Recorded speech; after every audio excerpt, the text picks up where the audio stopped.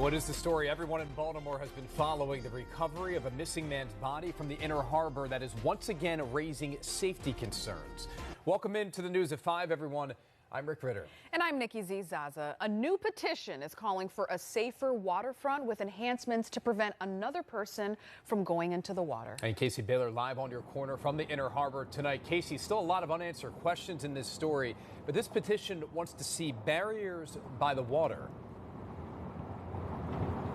Rick, Nikki, that's just one suggestion on the table right now. Mandy Fagan says areas like the Inner Harbor, Federal Hill, Canton, as well as Fells Point, all high traffic areas, and they need additional measures to keep everyone in the area safe. That's why she created this petition, which has already received more than 1,500 signatures, hoping to ignite a flame for action. I remember being a kid and growing up, and anytime we went to the harbor, it was, don't fall in, because if you fall in, you probably aren't coming out.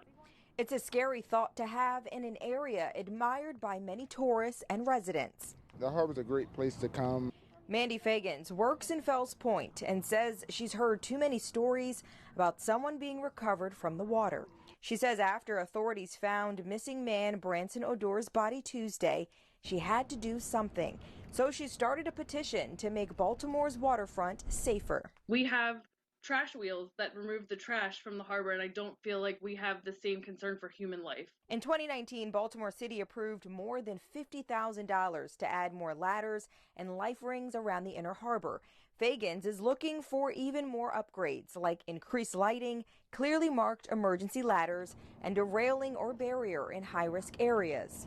We just want everybody to be careful. We don't want to have to face none of this trauma. I don't want it like really high and obtrusive, but if it's not, then I think it's a good thing. People kind of blinders on, and they're like, oh, you're going to ruin the aesthetic of the harbor.